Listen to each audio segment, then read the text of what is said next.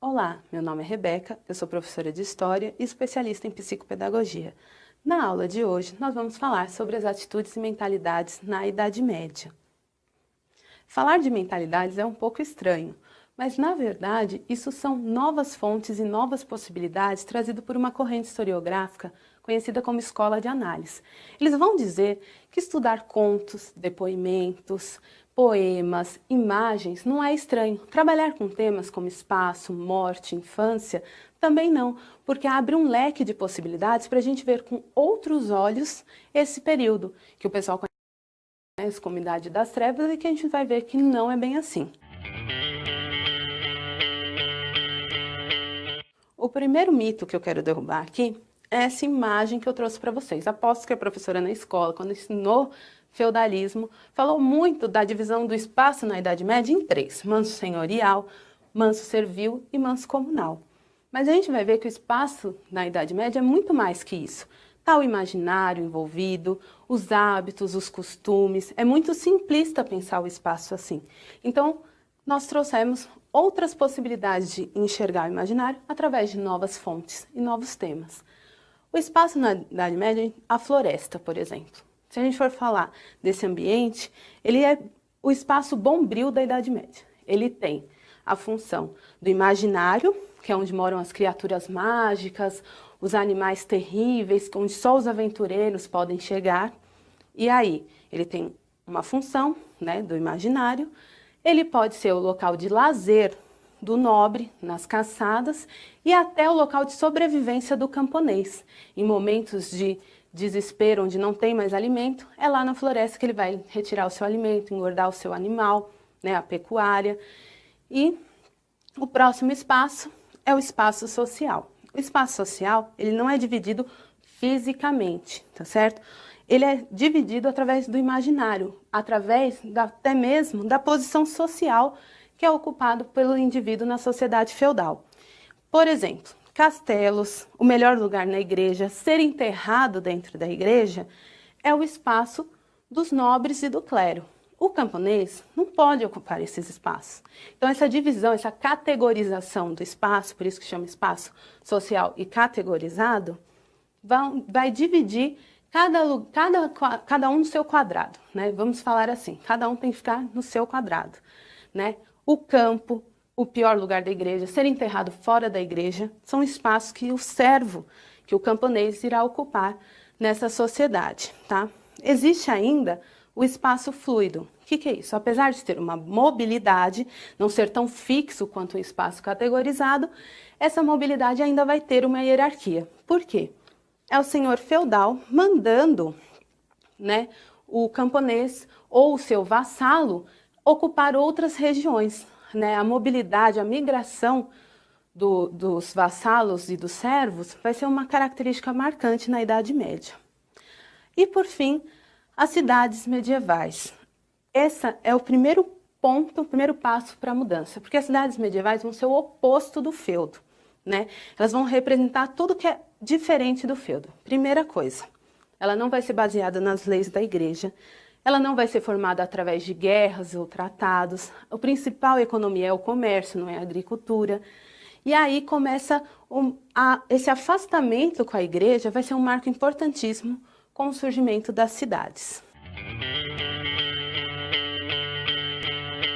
Com o tempo não é diferente, o tempo também é religioso e vocês vão perceber que toda essa divisão está marcada por essa divisão social e religiosa. O tempo histórico é um tempo linear e contínuo e ele é pré-determinado. Então ele tem começo, meio e fim. Começo já se sabe o que é a criação, a gênese, Adão e Eva.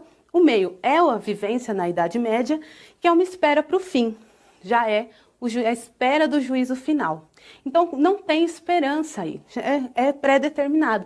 Por isso o apego com a igreja e com o tempo material, tá certo? Esse tempo material vai ser marcado por ligar os fatos que acontecem no presente com as datas ligadas com o passado religioso, né? Então, por exemplo, tal batalha aconteceu no dia de São João, né? Aconteceu uma invasão, no dia de Natal. Então eles vão começar no dia do nascimento de Cristo. Então eles vão começar a misturar, fazer um cronograma dos acontecimentos e ligar com o presente. O tempo da dominação é esse tempo social, que vai dividir, né, que vai separar o tempo do camponês e o tempo dos nobres. E quem vai ditar esse tempo, olha que engraçado, é essa elite, são as classes dominantes, o clero e o senhor feudal. Tanto que nesse tempo de dominação está incluso o tempo de trabalho, o tempo que o camponês tem que esperar, plantar, colher, esperar as estações para cumprir o segundo tempo, que é o pagamento de dívida, o tempo de pagar o senhor feudal pelo empréstimo da terra. E, por fim, o tempo comercial. Apesar de, no começo, ele ter essa influência da religião, aqui também começa uma transformação como na cidade medieval. Ele começa a se tornar laico, deixa de ser um tempo religioso para se tornar o tempo do comércio. Outra questão muito trabalhada no imaginário medieval são as utopias. É muito interessante a gente reparar que as utopias vão ser o oposto da realidade medieval. Então, se nós temos na realidade medieval fome, na utopia teremos a abundância. Se nós temos injustiça na realidade, justiça na utopia. Na realidade medieval, o mundo é masculino. Na utopia, o feminino vai aflorar. E a realidade medieval de sofrimento será compensada pela utopia do paraíso. Como já dizia Maia, as utopias são sonhos, desejos que inspiram a ação coletiva, né? Então, assim, a fome vai se basear, por exemplo, no mito da cocanha, né, onde até o sexo é em abundância, né? A injustiça vai ser compensada pela justiça em personagens como Robin Hood, que rouba do rico para dar aos pobres. Aqui, nós podemos encaixar até o amor cortês. Por quê? Ele é antimatrimonial, ou seja, ele vai apoiar o amor dos amantes. Então, essa figura feminina que quebra as regras do casamento e tem um encontro com o amante, como é o caso do Tristão e Isolda, e também a mulher cumprindo papéis masculinos, como é o caso da Joana d'Arc, né? Ela vai lutar na Guerra dos 100 Anos, vai comandar um exército, que é um papel masculino. Vai ser queimada também depois, mas isso fica para a próxima, né? E a mãe de todas as utopias, porque no paraíso tudo isso aqui vai sumir. Então, por isso que ela é matriz de todas as outras utopias. Ela vai dar origem, né? No paraíso não existe fome, não existe injustiça, não existe masculino nem feminino, as pessoas serão assexuadas, né? E não haverá o sofrimento. Então, ela é geratriz de todas as outras utopias. Aqui é uma cena do filme de 2006, Tristão e Isolda, onde você vê o Tristão, sobrinho do marido de Isolda, né? Eles tomam uma poção e acabam se apaixonando, né? E não conseguem controlar esse amor. Assim como Romeu e Julieta, esse amor acaba em morte, tá? Já contei o final, não tem o que fazer. O nosso próximo passo é a infância na Idade Média. São todos temas, como vocês puderam perceber, marginalizados. Vocês já imaginaram o que acontece com a criança na Idade Média?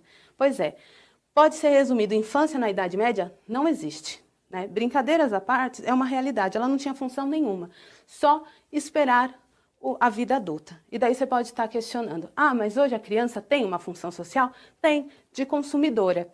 Tanto que tem até produtos específicos para a linha infantil, de roupa, de material escolar, e isso não se vê. Eles usavam roupas de adulto, eles não tinham brincadeiras para eles, então eles estavam ali para esperar a vida adulta. Por isso que eles eram chamados de adulto em miniatura. Por isso que eu trouxe essa tabela aqui. Essa tabela foi destacada pelo Legoff, um medievalista. Precisa ler, hein, galera? Muito importante. Olha só, a criança, a idade correspondente é de 0 a 7 anos. No Brasil atual, baseado na Constituição e no ECA, é de 0 a 12 anos incompletos.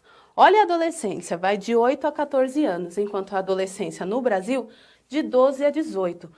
Por que é tão curto, né? Observe que a fase da criança e adolescência, a discrepância entre as idades é grande. Por que isso? Crescer era um imperativo da criança na Idade Média. Se ela conseguisse sobreviver ao nascimento, ela já era uma vitoriosa, ela precisava rapidamente crescer, começar a ter uma função na sociedade medieval por uma questão de sobrevivência, porque não tinha conceito de família. A família não ia cuidar dela, como é o caso de hoje, mulheres e homens que vivem na casa dos pais até os 30 anos. Eles não tinham condições de sustentar, então tinham que passar para frente mesmo. E para começar a nossa parte final aqui da aula, nós temos a morte na Idade Média, tá? Na Alta Idade Média, a morte era natural, as pessoas tinham que ter um tempo para pedir perdão dos seus pecados, eles eram enterrados em valas comuns, o rito da morte era a espera do fim, como no tempo histórico. Isso vai começar a mudar, e daí eu quero que vocês reparem nessa imagem, que nós temos aqui um rico e um pobre moribundo, estão morrendo, estão na reta final. Entretanto, quando eles finalmente fecham os olhos e morrem, o rico está indo para o inferno imediatamente, enquanto o outro, o humilde, o pobre, que teve bons comportamentos em terras, já está no céu e o clérigo está agradecendo a santa pela ajuda prestada, enquanto ele está sendo levado por demônios. Esse quadro resume o que mudou da Alta para a Baixa Idade Média. Na Baixa Idade Média vai ser uma provação. Por quê? Seu comportamento terreno e sua ligação com a igreja, porque é a igreja que faz esse intermédio, que vai definir para onde você vai. Se você vai para o céu ou se você vai para o inferno. E o castigo é imediato, você não espera o juízo final. Você fechou o olho, já está aqui, ó, os demônios te pegando. Então já tem como saber para onde você vai. E sem a intervenção da igreja você não consegue. Por isso que nesse quadro aqui, o clérigo que estava fazendo uma oração pelo moribundo agradece a santa por ele ter ido para o céu. Então aqui resume o que aconteceu na Baixa Idade Média, né? Essa morte era uma coisa de provação e não mais natural, ok? Eu quero que vocês reflitam o seguinte: para o homem medieval, a realidade é a cristandade.